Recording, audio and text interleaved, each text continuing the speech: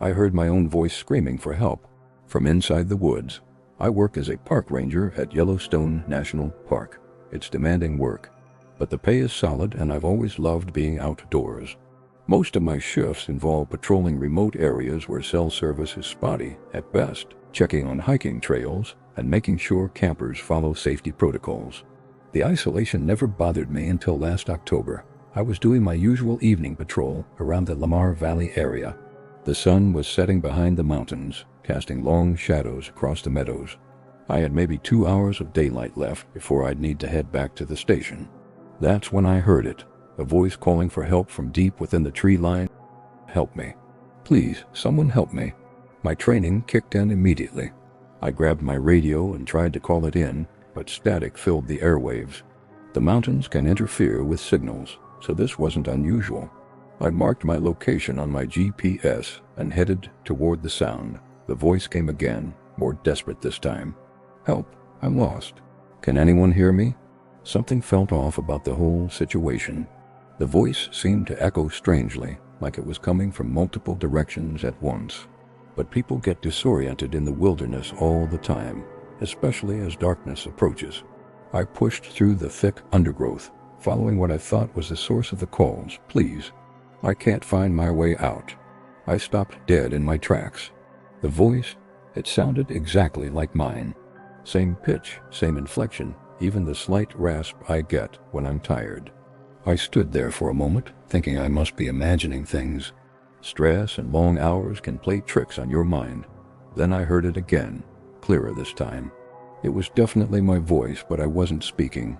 The words seemed to come from about 50 yards deeper into the woods. I'm scared. Please help me. My hands started shaking as I reached for my flashlight. The temperature seemed to drop suddenly, and the normal sounds of the forest, birds, insects, rustling leaves, went completely silent. It was like nature itself was holding its breath. I called out, trying to keep my voice steady. Hello, who's out there? The response came immediately, in my exact voice. Thank God. I'm over here. I can see your light. But I hadn't turned my flashlight on yet. It was still clipped to my belt. I fumbled for my radio again, desperate to reach someone, anyone. The static was worse now, almost deafening. Through the white noise I could swear I heard whispers, but I couldn't make out the words. My voice continued calling. I'm hurt. I think I broke my ankle. Please hurry. Against every instinct telling me to run, I moved toward the sound. I had to know what was happening. As I got closer, the voice became more frantic. I can see you. You're almost here. Just a little further. I reached a small clearing and stopped. There was nothing there. No person, no signs of anyone having been there recently. The ground was undisturbed, covered in a thick layer of pine needles. Then the voice came from behind me. Turn around. I spun around so fast I nearly lost my balance. Nothing, just darkness between the trees. Look up. I tilted my head back and saw something that still haunts me. High in the branches of an enormous pine tree, about 30 feet up, was a shape. It looked human, but wrong somehow. The proportions were off, like someone had stretched a person's limbs too far. Come closer. The thing in the tree was using my voice, but its mouth, if it even had a mouth, wasn't moving in sync with the words. The sound seemed to come from everywhere and nowhere at once. I backed away slowly, trying not to make any sudden movements. My heart was pounding so hard I thought it might burst. The thing began to move, climbing down the tree with impossible speed and fluidity. Don't leave me here alone. I turned and ran. Branches tore at my uniform and face as I crashed through the underbrush. Behind me I could hear movement, not footsteps exactly, but a rustling, scraping sound like something large dragging itself across the forest floor. The voice followed me, still using my own words and tone, but saying things I would never say. We could be together forever. No one would ever have to know. I stumbled out of the tree line and onto the main trail, gasping for air. My radio crackled to life suddenly, the static clearing. Ranger Peterson, what's your location? You're overdue for check-in. I pressed the talk button with trembling fingers. This is Peterson. I need backup at grid reference 447 North. Possible emergency situation. Copy that. Units en route. I waited on that trail for 20 minutes until 2 other rangers arrived. I told them about hearing calls for help, but I left out the part about the voice sounding like mine. They searched the area with thermal imaging equipment, but found nothing. The official report listed it as a false alarm, possibly an animal call that I mistook for human speech. But 3 days later, a hiker found strange markings carved into trees throughout that section of forest. Deep gouges in the bark, forming symbols that none of us recognized. I requested a transfer to a different sector after that. I still work in the park, but I avoid the Lamar Valley area completely. Sometimes on quiet nights when I'm alone on patrol, I think I can hear my own voice calling out from distant woods, but I never answer. I'm a pharmaceutical sales rep, which means I spend most of my time driving between medical offices across 3 states. The job pays well enough to support my family, but the constant travel can be exhausting. I've driven through virtually every small town and back road in my territory. Over the past 8 years, last month, I was heading to an appointment in rural Montana. It was one of those tiny towns where the closest hospital is an hour away, but they needed medical supplies delivered urgently. The weather was clear and I had plenty of time to make the drive. I was using my usual GPS app, the same one I'd relied on for thousands of miles without any issues. About 2 hours into the drive, the GPS announced a new route that would save me 30 minutes and 500 feet. Turn left onto County Road 19. I slowed down and looked for the turn. There it was, a narrow paved road I'd never noticed before, even though I'd driven this route dozens of times. Sometimes you miss things when you're focused on getting from point A to point B, so I didn't think much of it. The road was in perfect condition, better than most county roads in the area. No potholes, fresh yellow lines down the center, even reflective markers along the sides. It curved gently through rolling hills covered in tall grass. After about 10 minutes, I started to feel uneasy. I hadn't seen any other cars, houses, or even farm equipment. In rural Montana, you usually spot cattle, fence posts, or mailboxes, signs of human activity. This road had none of that. I glanced at my GPS. The blue dot showing my location was moving along a gray line, but there were no street names or landmarks displayed. Just blank space on either side of the road. I tried to pull over to check my bearings, but there was no shoulder. The pavement ended abruptly in tall grass that looked surprisingly dense and uniform. I kept driving, figuring I'd find a place to turn around soon. 20 minutes passed, then 30. The road continued straight ahead with no intersections, no driveways, no way to change direction. I was starting to panic. I pressed the voice command button on my steering wheel. "Call Sarah," I said, hoping to reach my wife. No signal available. The car system responded. That was impossible. I had a premium data plan and had never lost coverage completely in this area before. I grabbed my phone to check manually. No bars. Not even emergency service available. The GPS continued giving directions in its calm, mechanical voice. Continue straight for 12 miles? 12 miles? That didn't make sense. According to my original route, I should have reached my destination already. I looked at the estimated arrival time. It kept changing, always adding more minutes as I drove. I tried to remember exactly where I'd turned onto this road, but the memory felt fuzzy. Had there been a stop sign? A street sign? I couldn't picture it clearly anymore. The landscape outside began to look repetitive. The same rolling hills, the same type of grass, the same scattered clusters of trees. It was like driving through a loop, except the odometer showed I was definitely moving forward. I decided to stop the car right in the middle of the road. There was no traffic anyway, and I needed to figure out what was happening. I put the car in park and stepped outside. The silence was absolute. No wind, no insects, no distant highway noise. Even my footsteps on the asphalt seemed muffled.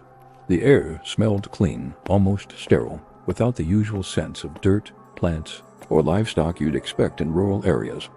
I walked back about 50 yards to see if I could spot where I'd come from. The road stretched out behind me in a perfectly straight line, disappearing over a hill that I didn't remember driving over. When I turned around, the road ahead looked identical. Back in the car, I tried turning around despite the lack of a proper shoulder. I pulled a three-point turn, scraping the undercarriage slightly on the rough ground beside the pavement. Finally, I was facing the opposite direction. I drove for what felt like an hour, but my surroundings never changed. Same hills, same grass, same eerily perfect road surface. Worse, the GPS now showed me moving along a completely different route, as if the road had rearranged itself while I wasn't looking. My fuel gauge, which had shown 3/4 full when I started, was now approaching empty. I'd been driving for hours, but time seemed elastic here. My watch showed different times each time I looked at it. First 2:30, then 4:15, then 1:45.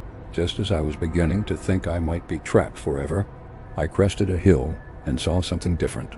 An intersection ahead, with a stop sign and a familiar-looking state highway running perpendicular to my road. I've never been so happy to see a stop sign in my life.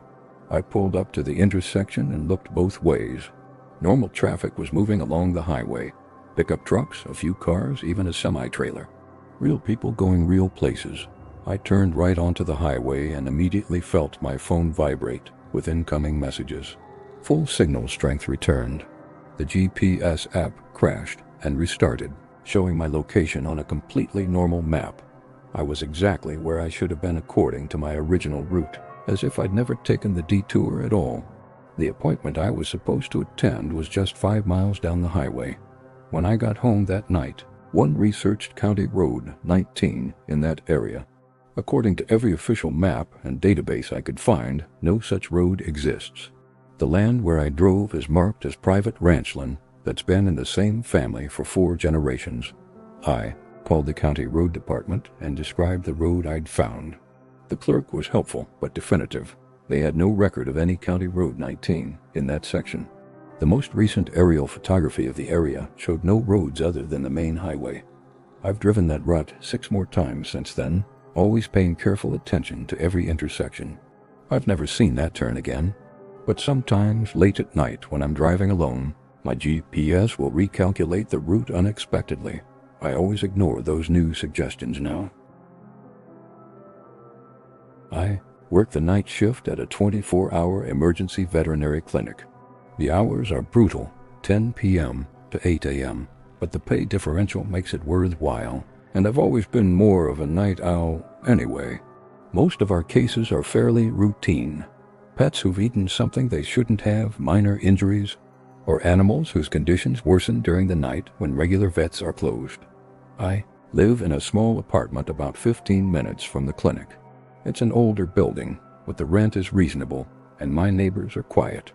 Most of them are elderly or work day shifts, so I rarely hear much activity during my sleeping hours. 3 weeks ago, I'd just gotten home from a particularly exhausting shift. We'd had 2 emergency surgeries and a dog who'd been hit by a car. I was physically and emotionally drained, the kind of tired that goes down to your bones.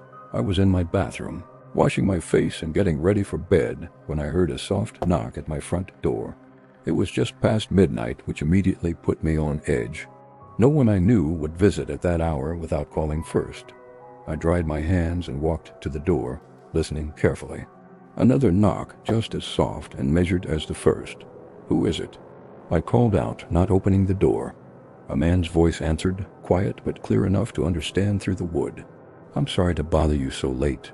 My name is Harrison Crane. I was wondering if I could come in."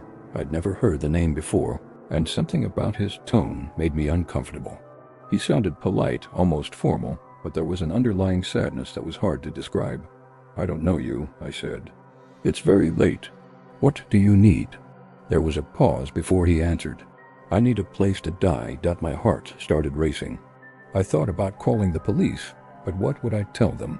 That someone was asking to come inside? That wasn't technically a crime, even if it was deeply unsettling. "I'm sorry," I said, trying to keep my voice steady. "I can't help you. You should call 911 if you're having a medical emergency." "It's not that kind of emergency," he replied. "I just need somewhere quiet and warm. I won't be any trouble. I promise I'll be gone by morning." I looked through the peephole, but the hallway lighting was dim, and I couldn't make out much detail. I could see the outline of a man, average height, wearing what looked like a dark coat. He was standing very still, not shifting his weight or looking around like most people would. "Please leave," I said firmly. "I'm going to call the police if you don't go now." "I understand," he said, "but please just think about it. I've been walking for so long and I'm very tired. I just need a place to rest." Something about the way he said walking made my skin crawl. Not driving, not traveling, walking, like he'd been on foot for a great distance. I backed away from the door and grabbed my phone, ready to dial 911, but then I heard something that stopped me cold. Footsteps in the hallway, but they were moving upstairs, not away from my door. My apartment was on the second floor. There was nowhere to go up except to the roof, and that access was always locked. I waited 5 minutes, then looked through the peephole again. The hallway was empty. I didn't sleep well that day. Every small sound in the building made me jump. I kept thinking about his voice, how calm and resigned he'd sounded. When I left for work that evening, I half expected to find someone waiting in the hallway, but everything was normal. 2 nights later, he came back, same soft knock, same time. I recognized his voice immediately when he spoke hello again. "It's Harrison Crane. I was hoping you'd reconsidered." I was ready this time. I had my phone in my hand, 911 already dialed and ready to send. "I told you to leave me alone," I said. "I'm calling the police right now." "That's all right," he said. "They won't be able to help anyway." I hit send on the call. The dispatcher answered quickly, and I explained that someone was harassing me at my door, refusing to leave. They said they'd send a unit right away. I heard him sigh through the door. "I suppose I'll have to find somewhere else. Thank you for listening, though. Not many people even do that anymore." Again, I heard footsteps going upstairs instead of down toward the exit. The police arrived within 10 minutes. 2 officers checked the entire building, including the roof. They found no one. The officer who took my statement was professional, but seemed skeptical, especially when I mentioned that the man had asked to come in to die. "Probably just someone having a mental health crisis," he said. "Drug users sometimes say strange things. We'll increase patrols in the area for the next few nights." I felt better knowing they'd be keeping an eye on things. But deep down I knew this wasn't over. He returned the following week, on the same night I'd first heard from him. This time I didn't engage at all. I just listened to his soft knocking and waited for him to speak. "I know you're there," he said after a few minutes. "I can hear your heartbeat." That detail made my blood run cold. There was no way he could hear my heartbeat through a solid door from several feet away. I found others who were willing to help. He continued, "But they weren't right. You're different. You work with the dying, don't you? You understand what it means to let go." How could he know about my job? I'd never told him, and it's not the kind of information that would be easy to find out randomly. "I just need a few hours," he said. "Just until dawn. Then I'll be gone, and you'll never see me again." Despite my fear, I found myself curious about what he meant. There was something about his voice, a weariness that seemed to go beyond normal human exhaustion. "What are you?" I whispered, not sure if he could hear me. "I'm tired," he said simply. "So very tired. And it's almost time." I stayed away from the door for the rest of the night. In the morning, I asked my neighbor, Mrs. Patterson, if she'd seen anyone in the hallway recently. She's a light sleeper and notices everything that happens in the building. She looked at me strangely. "Honey," she said, "there hasn't been anyone new in this building for months. Are you feeling all right? You look like you haven't been sleeping." I described the man I'd been hearing, but she shook her head. "I would have noticed someone like that," she said. "The only person who matches that description was Harrison Crane, but he died in apartment 3B about 2 years ago. Natural causes, poor thing. The landlord said he'd been sick for a long time. I spent that day researching online obituaries and public records. Harrison Michael Crane, aged 47, had indeed died in my building. The apartment directly above mine. He hasn't been back since I learned his name. But sometimes late at night when I'm getting ready for work, I think I can hear slow, deliberate footsteps pacing back and forth in the empty apartment upstairs." I work as a data analyst for a mid-sized insurance company. It's not the most exciting career, but the benefits are solid, and they're pretty flexible about work schedules. Most of my colleagues are the typical 9 to 5 crowd, but I prefer to come in later and stay after hours when the office is quieter. I get more done without the constant interruptions and office chatter. Our building is a converted warehouse in an older part of downtown. The company renovated it about 5 years ago, turning it into modern office space while keeping some of the industrial character. High ceilings, exposed brick, that sort of thing. It's actually pretty nice during the day, but after dark it can feel a bit isolated. Last Tuesday, I was working on a particularly complex data analysis that was due the next morning. I'd been struggling with it for days and finally felt like I was making progress. The cleaning crew had already come and gone, and I was probably the only person left in the building. Around 10 p.m., I decided to take a break and grab something from the vending machine down the hall. I left my office door open, something I always do when I'm coming right back, and walked to the break room. The vending machine was acting up, eating my dollar bills without dispensing anything. I was tired and frustrated, so I probably spent more time than I should have trying different combinations of bills and coins. When I finally gave up and headed back to my office, I noticed something odd. My office door was closed. I clearly remembered leaving it open, but maybe the building's ventilation system had created a draft. These old buildings can be quirky. I reached for the handle and turned it. It didn't budge. I tried again, thinking maybe it was just stuck. The handle turned, but the door wouldn't open at all. It felt like something was holding it shut from the other side. I pressed my ear to the door and listened. Silence. I knocked gently and called out, thinking maybe security was doing rounds and had accidentally locked it somehow. Hello? Is someone in there? No response. I tried my key card on the electronic lock beside the door. The light flashed red. Access denied. That was impossible. I'd used the same card to unlock the door that morning, and it had never failed before. I walked to the security desk in the main lobby, but it was empty. There's supposed to be someone there 24/7, but maybe they were doing rounds in another part of the building. I tried calling the security company's number posted behind the desk, but got an automated message saying the office was closed. Back at my door, I tried everything I could think of. I checked for a manual lock or deadbolt that might have been engaged somehow, but the door had only the electronic card reader. I even tried sliding my business card along the door frame, hoping to catch a simple latch, but nothing worked. That's when I heard my computer, the familiar chime of an incoming email, coming from inside my locked office. Then another, then several in rapid succession. I pressed my ear to the door again. I could hear my computer's fan running, which made sense since I'd left it on. But then I heard something else, the soft clicking of keyboard keys. Someone was in my office, using my computer. That my first thought was that it had to be security or maybe a late-working IT person who needed access for some reason. But why would they lock the door behind them? And why hadn't they responded when I'd called out? I pounded on the door harder this time. Hey, I'm locked out here. Can you open the door? The typing stopped immediately. I waited for a response, but heard nothing. After about a minute, the typing resumed, slower now, more deliberate. I pulled out my phone and called my supervisor, even though I knew it would probably go to voicemail at that hour. I was right, voicemail. I left a message explaining the situation and asking her to call me back. Then I tried calling building maintenance, the property management company, even the non-emergency police line. Everyone wanted to transfer me somewhere else or told me to call back during business hours. I was starting to panic. My wallet, car keys, and jacket were all in that office.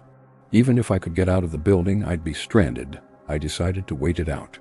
Whoever was in there had to leave eventually, right? I found a relatively comfortable chair in the lobby and settled in to wait. Around midnight, I heard the elevator ding. Someone was coming down from our floor. I rushed to the elevator bank, expecting to confront whoever had been in my office. The doors opened, but the elevator was empty. I got in and rode it back up to my floor. As the doors opened, I could see my office at the end of the hallway. The door was still closed, but I noticed something different. Light was coming from underneath the door. Not the normal fluorescent office lighting, but something warmer and dimmer, like lamplight. I approached the door cautiously. I could still hear typing, but it sounded different now. Not the sharp clicking of a modern keyboard, but the heavier, more mechanical sound of an old typewriter. I tried the door handle again. Still locked. I spent the rest of the night in the lobby, dozing fitfully in the chair. Around 6 a.m., the first early employees started arriving. I explained my situation to Janet from accounting, who was always the first person in. She looked at me like I was crazy. "Your office isn't locked," she said. I just walked past it on my way to the coffee machine. The door's wide open. I followed her upstairs, certain she was mistaken. But she was right. My office door was standing open, exactly as I'd left it the night before. Everything inside looked normal. My computer was on, displaying the same spreadsheet I'd been working on. My jacket was hanging on the back of my chair where I'd left it. My wallet and keys were in the desk drawer, but there were differences. Subtle ones that I might have missed if I hadn't been so familiar with my workspace. My desk calendar had been turned to a date from 3 months ago. A coffee mug I'd never seen before was sitting next to my monitor, still warm and half full. And in my trash can was a crumpled piece of paper covered in typewritten text. I smoothed out the paper and read it.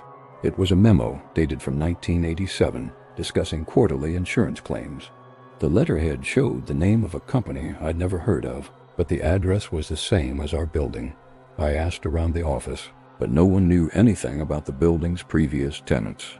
Our lease was directly with the property management company, and they told us it had been empty for years before we moved in. I did some research online and found archives of the old business directories. Sure enough, Hartwell and Associates Insurance had operated from our building's address from 1982 to 1991. The company had closed suddenly after the owner, Robert Hartwell, died of a heart attack at his desk while working late.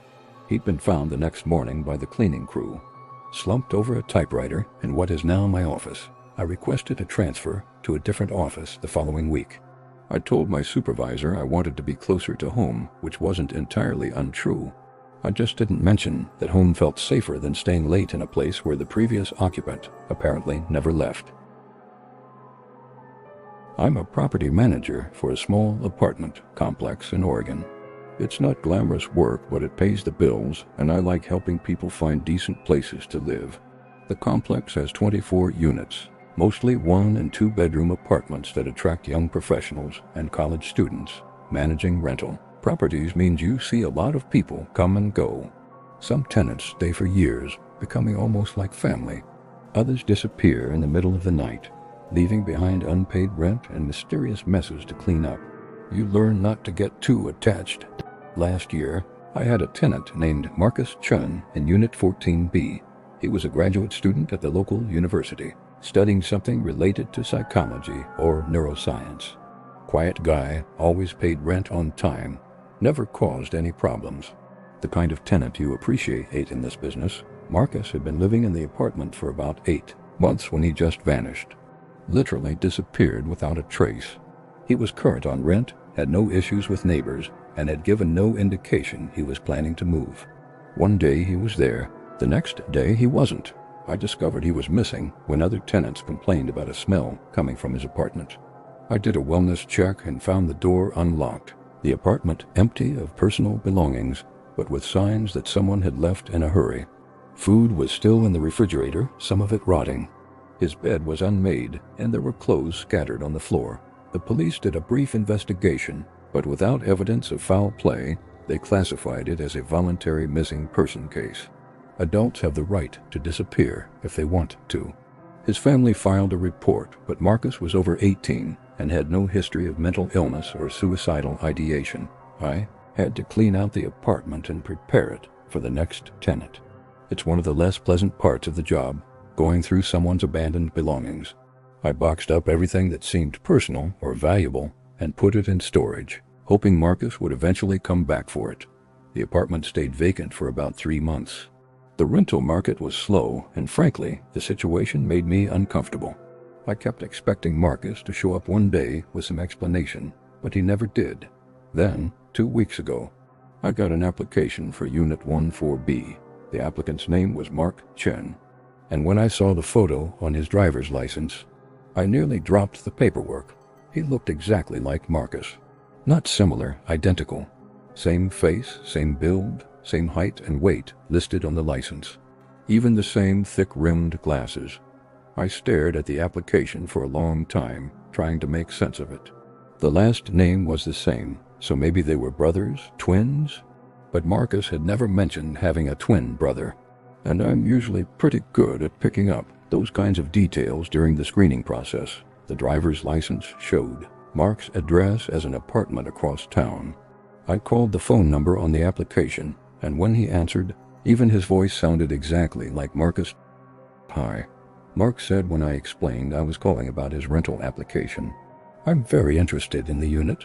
When could I schedule a viewing?" Something about the conversation felt off, but I couldn't put my finger on what. He used slightly different speech patterns than Marcus had, more formal somehow, but the voice itself was identical. I scheduled a showing for the next day. When Mark arrived, I felt like I was seeing a ghost. He was wearing different clothes than Marcus typically wore, a button-down shirt and slacks, instead of the casual t-shirts and jeans Marcus preferred, but physically, they were indistinguishable. "Great natural light," Mark said, looking around the living room. "This will work perfectly." I found myself studying his face, looking for any small difference that might explain the resemblance. Same nose, same jawline, even the same small scar above his left eyebrow that Marcus had claimed was from a childhood accident. "Are you related to the previous tenant?" I asked, trying to sound casual. Mark looked confused. "Previous tenant? I thought this unit had been vacant." I felt a chill run down my spine. I'd never mentioned Marcus's name, and the apartment had definitely been occupied recently. "I ran your name through our system," I said carefully. "We had a Marcus Chun in this same unit until last year." Mark's expression didn't change, but I noticed he was gripping the apartment keys a little tighter. "Interesting coincidence," he said. "Chun is a pretty common surname, though. I'm sure we're not related." Despite my reservations, Mark's application was solid. Good credit score, stable employment, references that checked out. I had no legal grounds to deny him based on his resemblance to a former tenant. He moved in 3 days later. I watched from my office window as he carried boxes up to the second floor.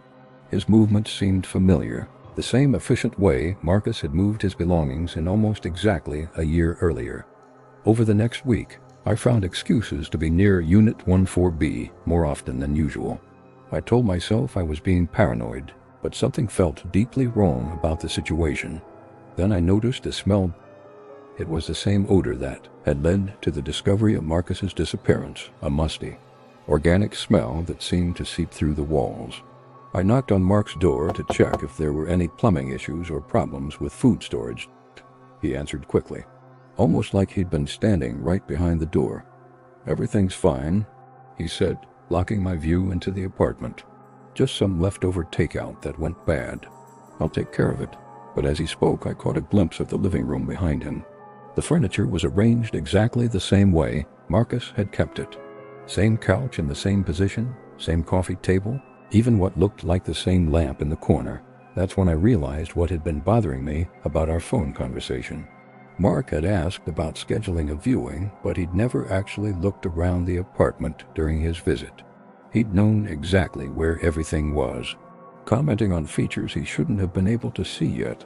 I started doing some research on Mark Chun. His employment information checked out. He worked for a different company than Marcus had, but in a similar field. His references were legitimate people who confirmed he'd been a reliable tenant and employee. But when I looked deeper, I found something disturbing. Mark's credit history only went back about a year. Before that, there was no record of him anywhere. No previous addresses, no rental history, no credit cards or loans. It was like he'd materialized out of thin air right around the time Marcus disappeared. I called the detective who'd handled Marcus's missing person case and shared my concerns. He was initially skeptical, but agreed to look into it when I sent him photos of both men. That was 4 days ago. I haven't heard back from the detective yet, but yesterday I saw Mark carrying several heavy garbage bags out to the dumpster. He was wearing gloves despite the warm weather, and he seemed to be in a hurry. This morning, I noticed that the smell from Unit 14B was gone. I don't know what happened to Marcus Chun, but I'm becoming more and more convinced that Mark Chun knows exactly where he went. The question is whether I'm living next to a victim or a predator. and I'm starting to think I don't want to know the answer. I work as a freelance graphic designer, which means I spend most of my time at home in my studio apartment, working on logos and marketing materials for small businesses. The flexibility is great, but the isolation can get to you sometimes. That's probably why I was so eager to answer when my phone rang during what should have been a quiet Tuesday afternoon. The caller ID showed a number I hadn't seen in years, 541-5550847, my childhood home phone number. My family had disconnected that landline in 2009 when we moved out of the house after my father's death. I was 15 at the time, and I remembered feeling sad about losing that number. It had been the same 7 digits for my entire childhood, written on emergency contact forms and given to friends' parents. I stared at the screen for a moment, thinking there had to be some mistake. Maybe the phone company had reassigned the number to someone else, and they were calling random contacts they'd found in an old address book. I answered on the 4th ring. Hello? There was silence at first, then a sound that made my heart stop. The distinctive crackle and hiss of an old cordless phone, the kind we'd had in our kitchen growing up. Then I heard a voice I recognized immediately. Tommy? Is that you, sweetheart? It was my mother's voice, but not as she sounded now. This was how she'd sounded when I was a child, younger, less tired, with the particular tone she used when she was calling me in for dinner or checking if I'd finished my homework. Mom? I said, confused. How are you calling from this number? There was a pause, then a sound like papers rustling. I found your report card from school, she said. We need to talk about your math grade. Your father isn't happy. My blood ran cold.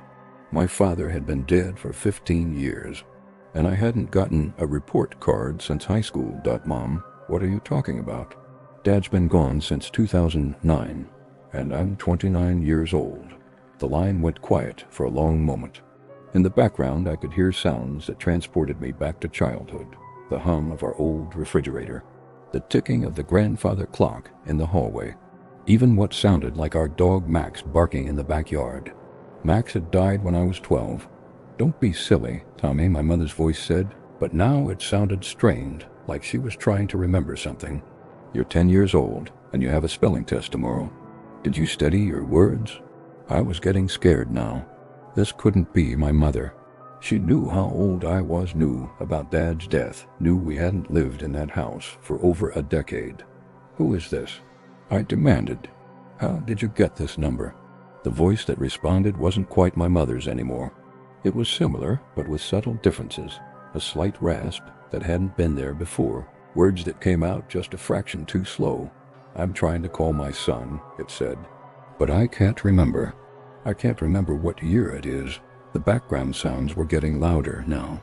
I could hear what sounded like multiple conversations happening at once. Voices I almost recognized, talking about things that had happened decades ago. Someone was discussing weekend plans that sounded familiar, like conversations I'd overheard as a child. I need you to come home, the voice said, more urgent now. Something's wrong with the house. The phones keep ringing, but no one's here to answer them. I hung up immediately, my hands shaking.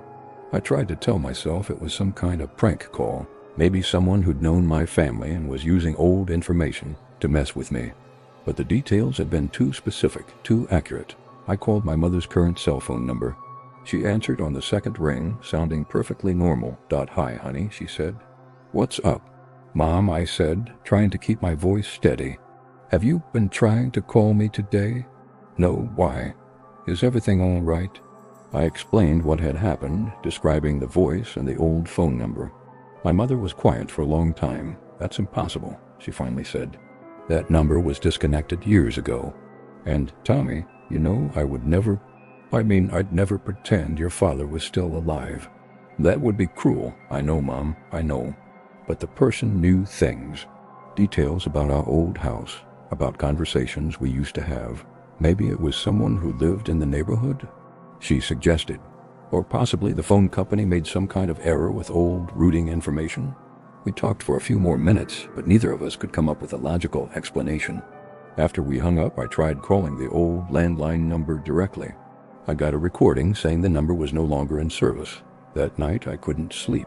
I kept thinking about the voice, how it had sounded so much like my mother, but wrong somehow, like a recording that had been played too many times and was starting to degrade. Around 3 a.m., my phone rang again. Same number.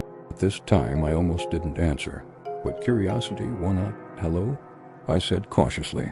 The voice that responded was different this time. Deeper, more masculine. It took me a moment to recognize it. "Son, is that you?" It was my father's voice, or something trying to sound like my father's voice. "Dad?" "But that's impossible. I know I'm dead," the voice said matter-of-factly, "but I can't seem to leave. The house won't let me go." In the background, I could hear what sounded like footsteps walking back and forth across our old hardwood floors. The distinctive creak of the third step on the staircase, the sound of the back door opening and closing. "I can see you sometimes," the voice continued, "through the windows. But you look so much older than you should."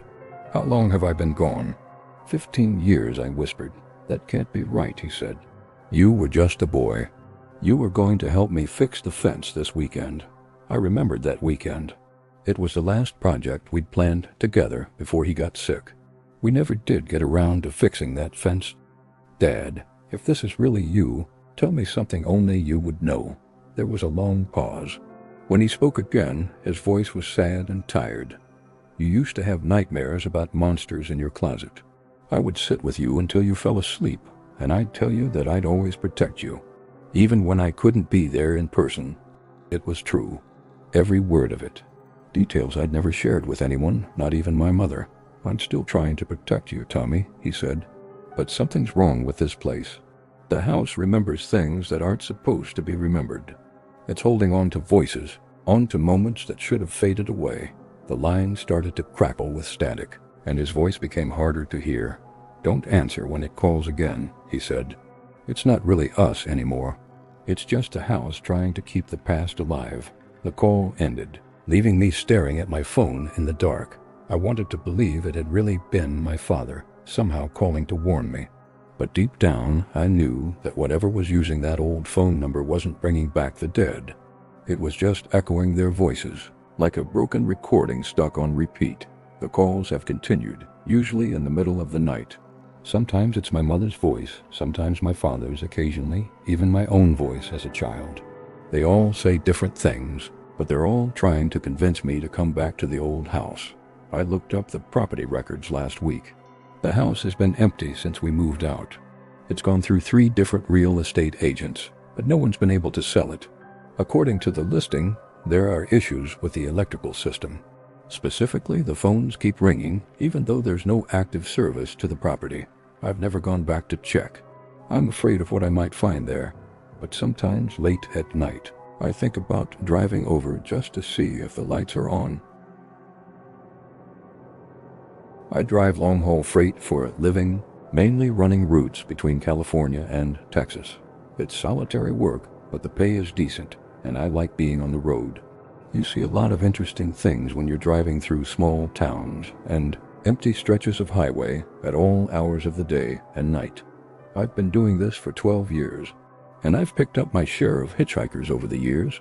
Usually it's people whose cars broke down or folks who just need a ride to the next town. Most of them are harmless, just people who've hit a rough patch and need some help. 3 months ago, I was driving through a particularly desolate stretch of Nevada highway around 2 a.m.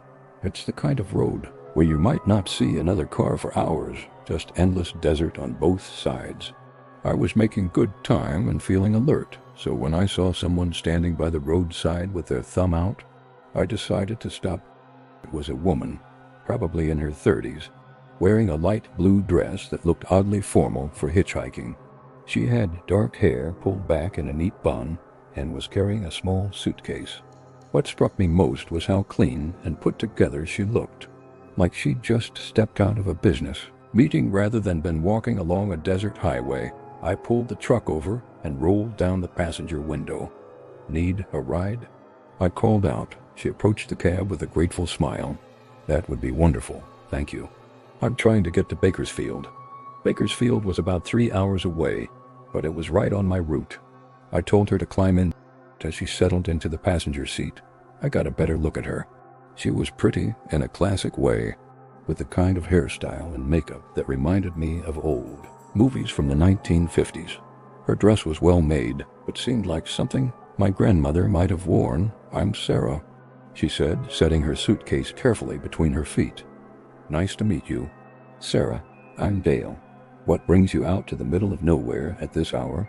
She was quiet for a moment, looking out at the dark landscape rushing past the windows. "I'm going home," she said finally.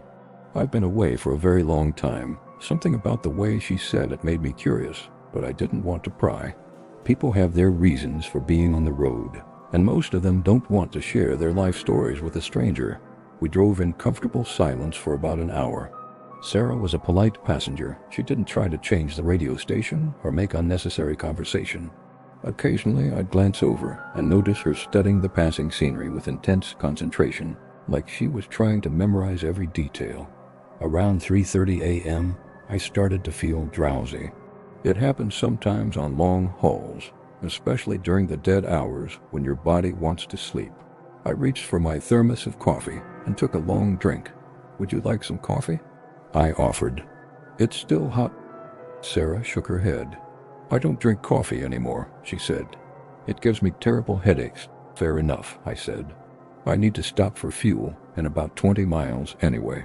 There's a truck stop there if you want to stretch your legs or grab a snack. That would be nice," she said. I was reaching for the radio to find a station with some music to help keep me awake when I heard. Sarah gasped. "Oh my goodness," she said, pointing out the passenger window. "Look at that car." I glanced over and saw the twisted wreckage of what had once been a sedan, probably from the 1960s based on the body style. It was about 50 yards off the highway, partially hidden by desert scrub. The metal was rusted and weathered, clearly having been there for decades. "That's awful," Sarah continued. "It looks like there was a terrible accident." "Do you think anyone was hurt?" I'd actually noticed that wreck on previous trips along this route. It was one of those landmarks that long-haul drivers use to gauge their progress. "That's been there for years," I told her. "Probably happened back in the 70s or 80s. Nothing anyone can do about it now." Sarah went very quiet after that. When I looked over at her a few minutes later, she seemed to be crying, though she was trying to hide it. "You okay?" I asked. She nodded, but didn't speak. We reached the truck stop around 4 a.m. It was one of those 24-hour places that catered to truckers. Bright fluorescent lights, a small convenience store, and a few picnic tables outside. I pulled up to the fuel island and turned off the engine. "I'm going to fill up and grab some more coffee," I said. "Take your time if you want to use the restroom or get something to eat." Sarah thanked me and gathered her suitcase. I watched her walk toward the building, noticing again how formal her dress looked compared to the casual clothes most hitchhikers wore. Fueling up a big rig takes a while, so I had time to use the restroom, buy some snacks, and chat with the clerk about road conditions ahead. When I came back outside, I expected to find Sarah waiting by the truck. She wasn't there. I walked around the entire truck stop, checking the restrooms, the small seating area, even the parking lot behind the building. No sign of her anywhere. I asked the clerk if he'd seen a woman in a light blue dress. "Nope," he said.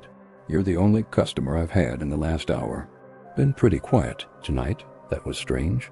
I'd clearly seen Sarah walk into the building, and there was nowhere else she could have gone. The truck stop was surrounded by empty desert for miles in every direction. I waited another 20 minutes, thinking maybe she'd walked over to the picnic area or was making a phone call somewhere. But there was no sign of her, and her suitcase was gone too. Finally, I decided I had to get back on the road. I had a delivery deadline to meet, and I couldn't wait indefinitely for a passenger who might have changed her mind about riding with me. As I was pulling back onto the highway, I noticed something odd. The mile marker we just passed showed that we were exactly 50 miles from Bakersfield. But according to my GPS and the route I'd been taking, we should have been at least 70 miles away. I checked my odometer against my trip log. Somehow I was missing about an hour of driving time. According to my records, it should have been around 5 a.m., but the dashboard clock showed 4:15. I convinced myself that I'd made an error in my log keeping. Long-haul driving can mess with your sense of time, especially during night shifts. But when I got to my delivery point in Bakersfield, I decided to do some research. I went to the local library and looked up records of traffic accidents along that stretch of Nevada highway. What I found made my hands shake. In August 1962, a woman named Sarah Mitchell had been killed in a car accident at exactly the mile marker where I'd picked up my hitchhiker. She'd been driving home to Bakersfield after visiting relatives in Las Vegas when her car went off the road during a nighttime rainstorm. The newspaper article included a photograph. It was the same woman I'd given a ride to, down to the light blue dress and the neat bun in her hair. According to the article, Sarah's body had been found 50 yards from the highway, near the wreckage of her 1961 Chevrolet sedan. She'd been 28 years old, worked as a secretary, and had been engaged to be married. The same car wreck she'd pointed out to me during our drive. I've driven that route dozens of times since then, but I've never seen Sarah again. Sometimes, though, when I'm passing that particular stretch of highway late at night, I catch a glimpse of someone standing by the roadside in my peripheral vision. I don't stop anymore. I bought my house in Minneapolis about 2 years ago. It's a small bungalow built in the 1940s. Nothing fancy, but it was all I could afford on a teacher's salary. The previous owner had been an elderly woman named Eleanor Hartwell, who'd lived there for over 30 years. She'd passed away from natural causes, and her estate sold the house to me. The neighbors told me Eleanor had been a lovely woman who kept to herself mostly, but was always kind to children and maintained a beautiful garden. She'd been a retired librarian, never married, no children of her own. The kind of person who lived quietly and left behind few traces when she was gone. Last month, I was grading papers in my living room when I heard a knock at the front door. It was around 4 p.m. on a Tuesday, not an unusual time for deliveries, so I didn't think much of it. When I opened the door, there was a man I'd never seen before standing on my porch. He was middle-aged, wearing a brown uniform that looked like it might be from a delivery service, though it didn't have any recognizable company logos. He was holding a small package wrapped in brown paper. "Package for Eleanor Hartwell," he said in a flat, professional tone. "I'm sorry," I said. "Miss Hartwell doesn't live here anymore. She passed away about 2 years ago. I'm the current owner." The delivery man looked at me with no change in expression. "The package is addressed to this address," he said. 1247 Maple Street. Eleanor Hartwell. I looked at the package in his hands. The address was indeed correct, written in careful block letters with black ink. But there was no return address, no postage stamps, and no shipping labels from any delivery company I recognized. "I understand the address is correct," I said, "but Miss Hartwell is deceased. There must be some mistake." The man extended the package toward me. "All packages must be delivered to the addressee," he said. "Eleanor Hartwell, 1247 Maple Street." Something about his insistence made me uncomfortable. I was about to close the door when he spoke again. "She's expecting this. It's very important that she receives it." "Look," I said more firmly, "I don't know what this is about, but Eleanor Hartwell died 2 years ago. She can't receive any packages. You need to return it to wherever it came from." The delivery man stared at me for a long moment. Then he set the package down on my doorstep. "Package delivered," he said, and walked away. I watched him go, expecting to see a delivery truck or van parked on the street. But he just walked to the sidewalk and disappeared around the corner. No vehicle anywhere in sight. I picked up the package and examined it more closely. The brown paper was old and slightly yellowed, like it had been sitting in storage for years. The writing was precise but had an old-fashioned quality, like someone who'd learned penmanship in a different era. There was no way to determine who had sent it or where it had come from. No postmarks, no shipping information, nothing that would indicate how it had made its way to my door. I brought the package inside and set it on my kitchen table. My first instinct was to open it, but something held me back. It felt wrong to open mail addressed to someone else, even someone who was no longer alive. I decided to call the post office and ask if they had any information about unusual deliveries to my address. The clerk I spoke with was helpful, but couldn't find any record of a package being delivered to Eleanor Hartwell at my address. "That's odd," she said. "If it didn't go through the postal service, it might be a private courier, but they usually have company identification and tracking numbers." I described the delivery man and the package, but she couldn't offer any other suggestions. Over the next few days, I found myself staring at the package frequently. It sat on my kitchen table like an unsolved puzzle, making me curious and uneasy at the same time. I tried to research Eleanor Hartwell online, hoping to find information about any relatives who might want to claim her mail. But she seemed to have no living family members, and her estate had been handled by a law firm that specialized in cases where people died without heirs.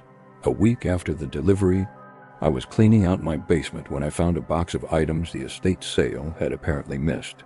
It contained mostly books and papers, things that hadn't been valuable enough to sell, but were too personal to throw away. Going through the box, I found Eleanor's old address book. It was filled with names and phone numbers written in the same careful block letters I'd seen on the package. Most of the entries were old, with many numbers that were no longer in service when I tried calling them. But I did reach one person, a woman named Margaret, who had been Eleanor's neighbor decades earlier. She remembered Eleanor fondly and was sad to hear about her death. She was always getting packages, Margaret told me. Books mostly from catalogs and specialty stores. She loved to read, especially mysteries and ghost stories.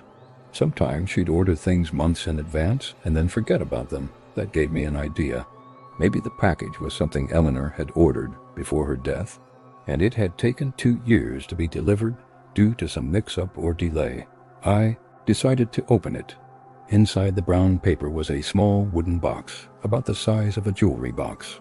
It was beautifully carved with intricate patterns and felt old, like an antique. There was a tiny brass latch holding it closed. I opened the latch and lifted the lid.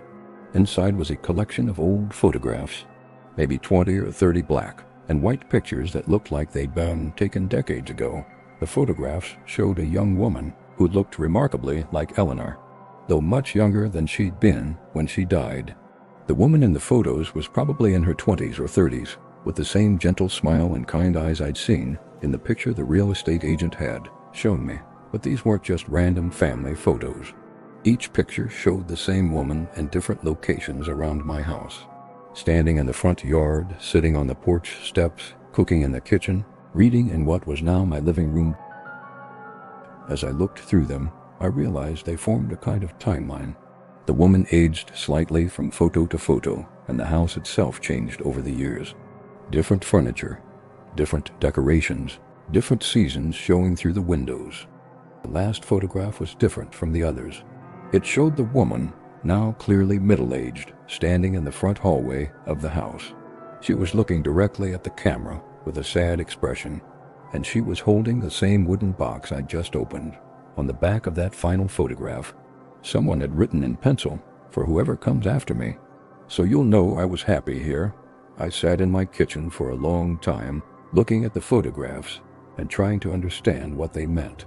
Eleanor had lived in this house for 30 years, but these pictures seemed to span her entire adult life.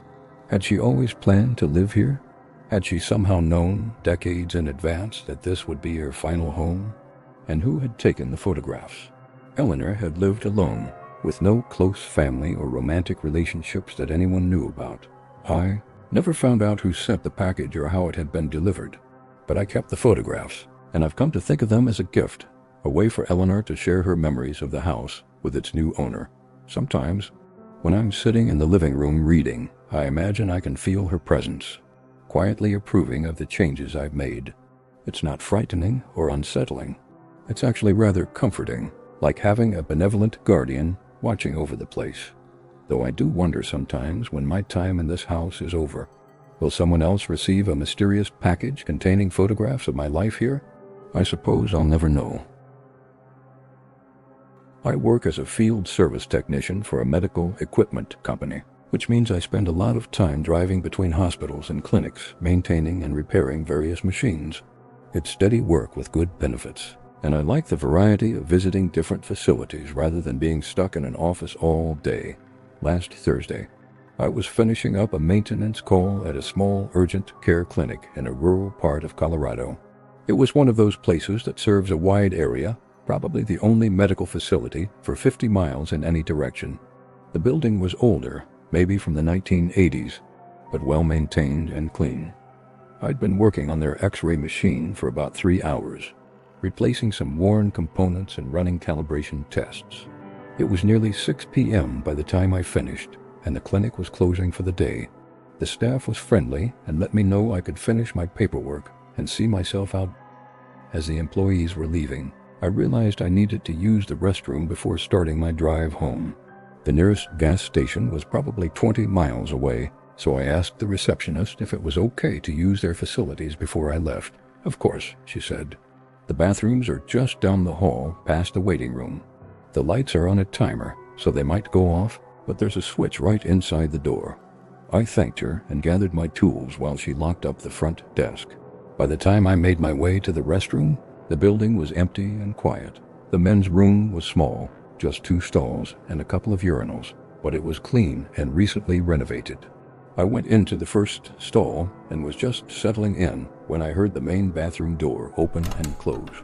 Footsteps crossed the tile floor, and I heard the door to the second stall open and close. Someone else had come in, probably another service worker or maybe a doctor who'd stayed late. I didn't think much of it at first, but after a few minutes I noticed something odd. I could hear breathing from the next stall, but no other sounds. No rustling of clothing, no normal bathroom noises, just slow, steady breathing. The breathing was unusually loud and deliberate, like someone making an effort to breathe deeply and evenly. It reminded me of the breathing exercises my wife does when she's trying to fall asleep, but more exaggerated. I finished what I was doing and was about to leave when I heard something that made me pause. The breathing had changed, becoming faster and more labored, like someone who'd been running or was having trouble catching their breath. "You okay in there?" I called out, thinking maybe someone was having a medical emergency. The breathing stopped immediately. Complete silence. I waited a moment, then tried again. "Hello? Do you need help?" No response. I left my stall and washed my hands at the sink.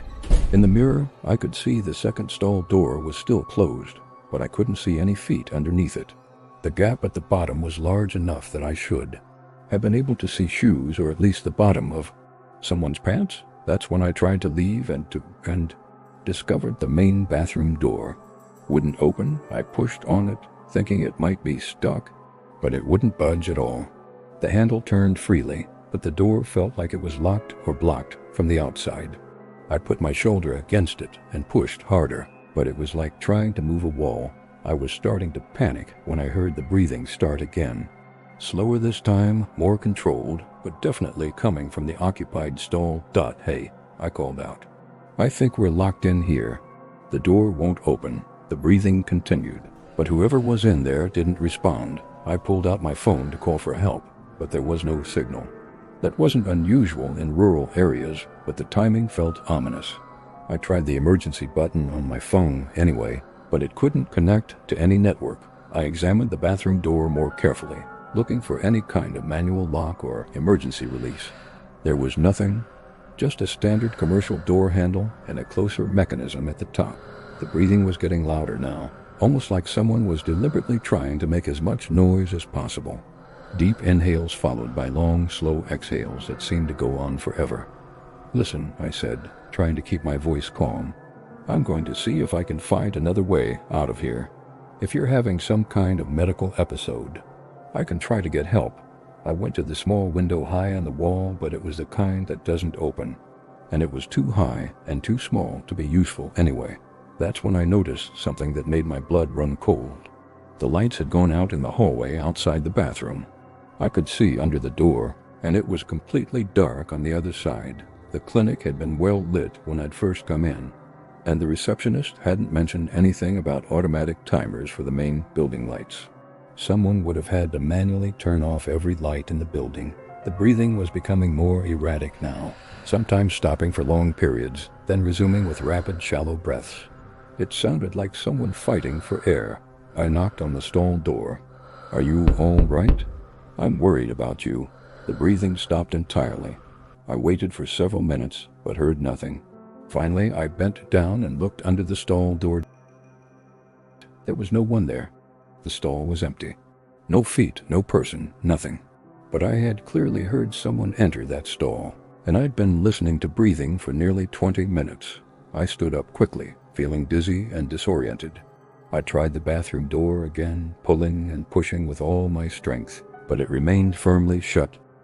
Then I heard something that made every hair on my body stand up. The breathing started again, but this time it was coming from directly behind me. I spun around, but the bathroom was empty. Just the two stalls, both with their doors open now, and the urinals along the wall. No place for anyone to hide. The breathing continued, seeming to move around the room. Sometimes it sounded like it was coming from the ceiling, sometimes from the walls, sometimes from right next to my ear. I pressed myself against the main door and shouted for help, pounding on the wood with my fists. The sound echoed strangely in the small space, like the room was larger than it should be. After what felt like hours, but was probably only 10 minutes, I heard voices in the hallway outside. The security guard was doing his rounds. "Help!" I yelled. "I'm locked in the bathroom."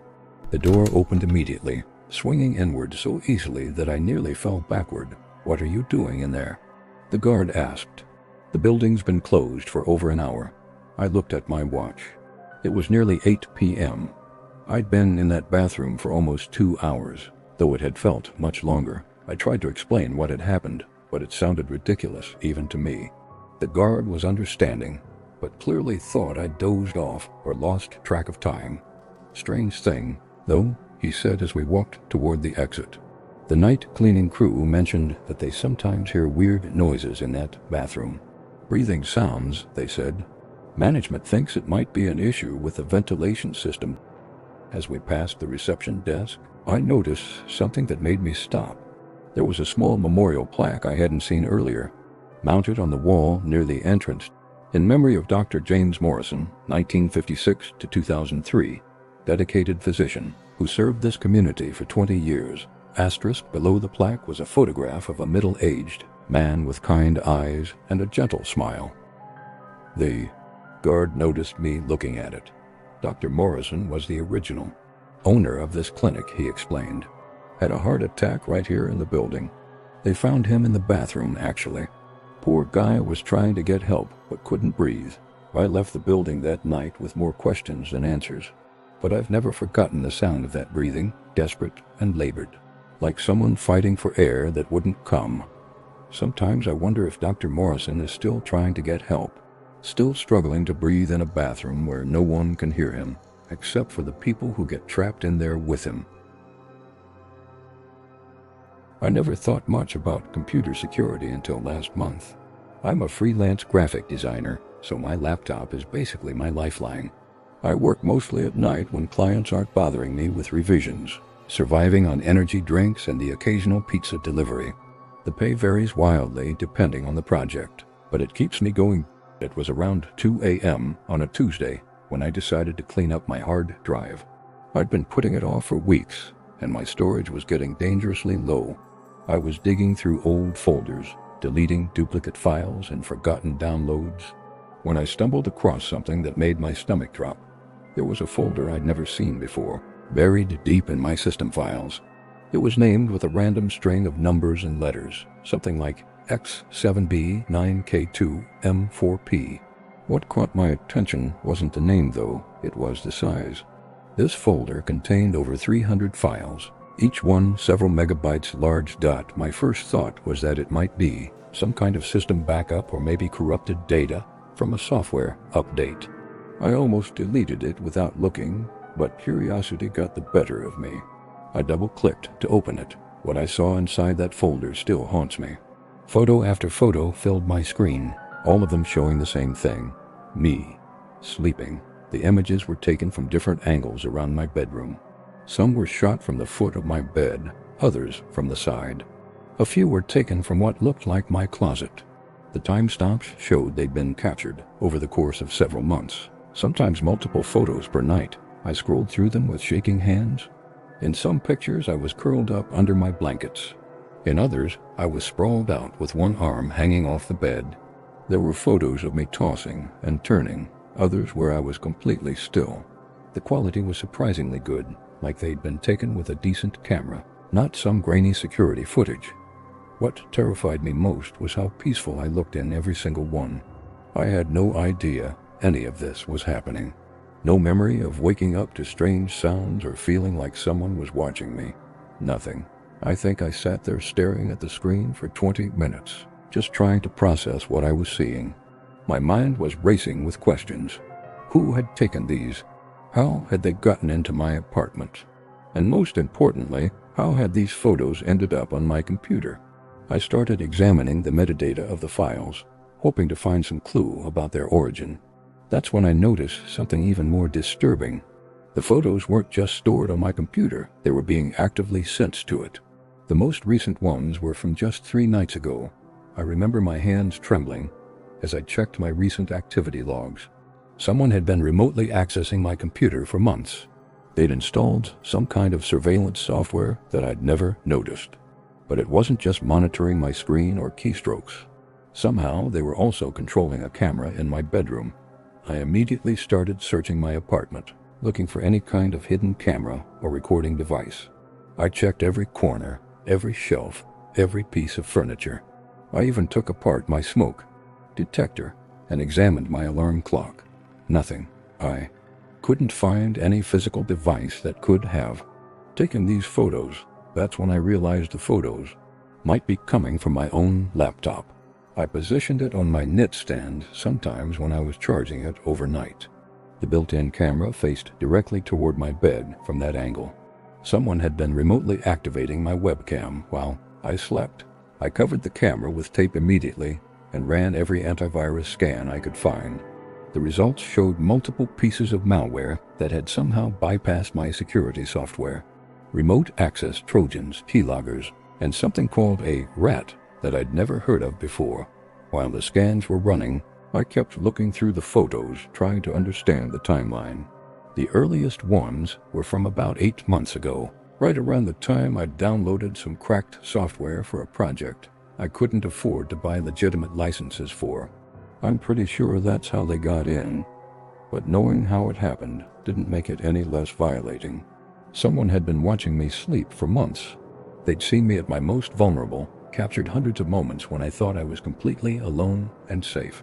I spent the rest of that night researching cybersecurity and privacy protection.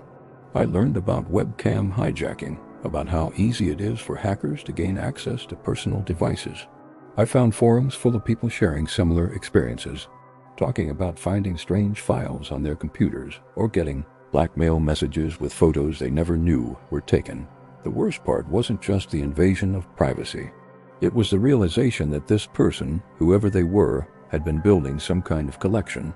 They'd been documenting my sleep patterns, probably learning my routines, maybe even planning something worse. But I changed all my passwords, reformatted my hard drive, and installed new security software. I moved my laptop to a different room and never leave it facing my bed anymore. I even bought physical webcam covers for all my devices, but sometimes, when I'm lying in bed at night, I still wonder if they found another way in. If somewhere out there someone is still watching, still collecting photos of people who have no idea they're being monitored. The thought that there might be others going through the same thing keeps me awake more nights than I'd like to admit. I never reported it to the police because I wasn't sure what they could do about a faceless hacker who might be anywhere in the world. But I wish I had, if only to add my case to whatever statistics they keep about these kinds of crimes.